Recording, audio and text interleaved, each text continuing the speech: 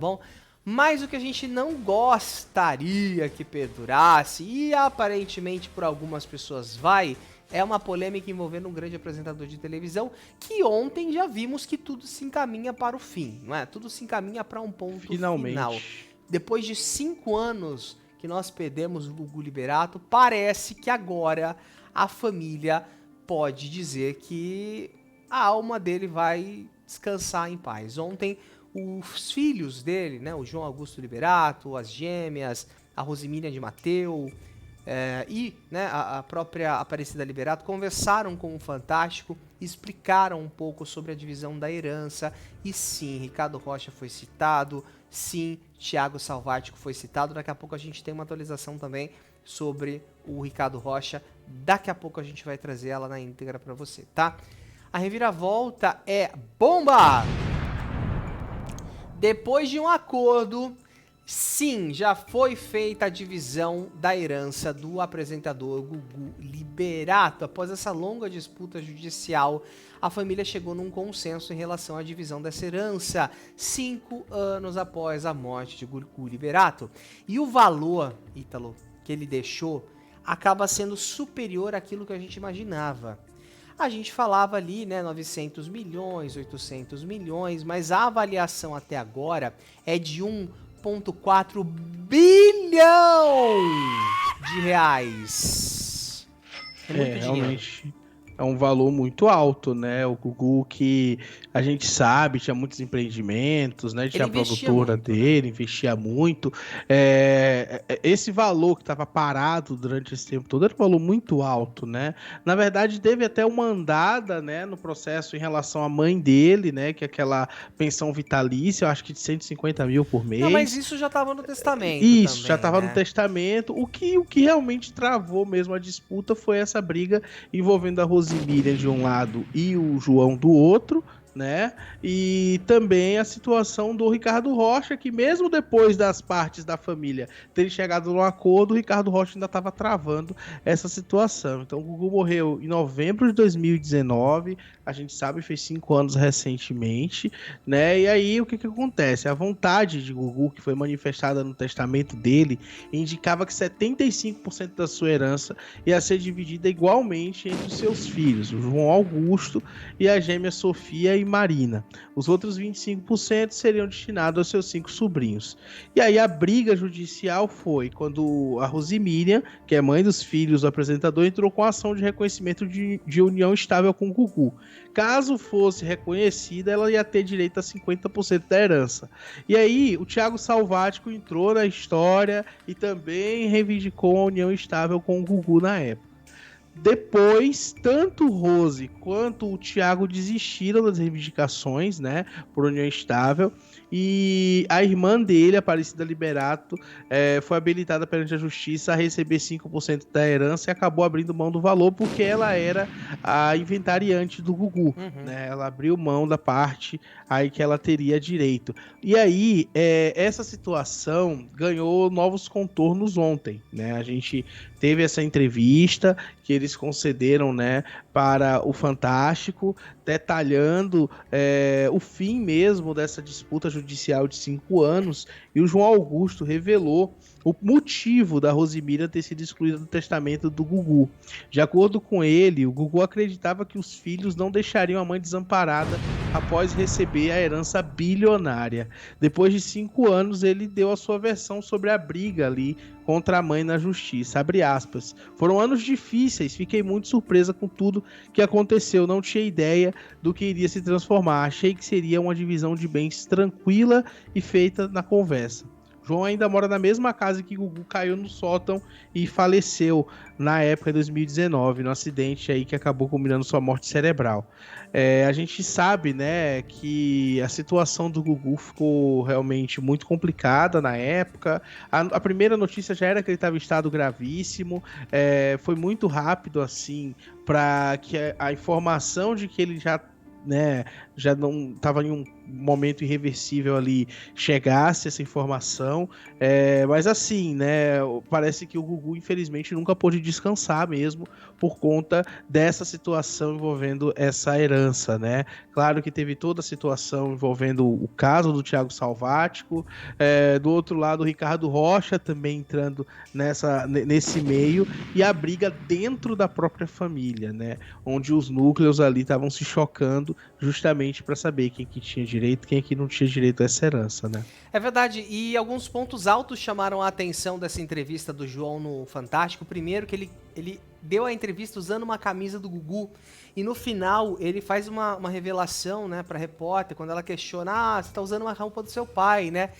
E ele fala assim com muita propriedade, sim, perdão, é como se fosse um abraço. Às vezes eu me sinto muito sozinho no mundo. Então a gente começa a ver que realmente rolou esse distanciamento entre ele e a família, né? Pelo fato dele estar junto com a tia, né, nessa decisão, e não com a mãe e com as irmãs, que não existia essa união estável. E ele, por ser o filho mais velho, foi o que mais conviveu com o pai.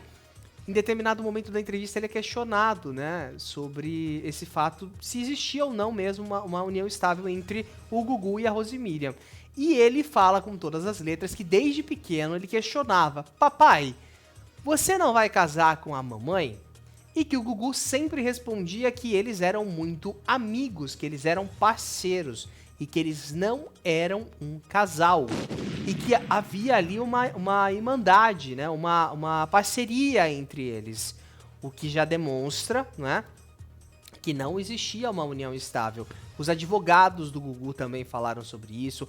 A Rosemiriam falou sobre isso, que ela tentou, né, que para ela não precisa provar para ninguém que existia essa união estável.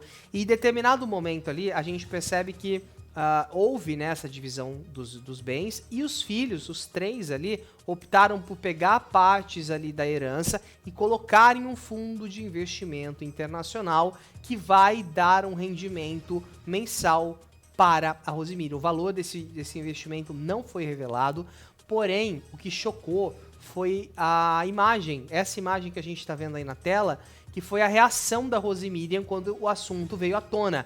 Esse sorriso que ela deu quando ela foi questionada: você se sente uma pessoa rica? E ela respondeu que sim, que agora ela se sente uma pessoa rica, que é um valor muito mais alto do que ela imaginava que receberia.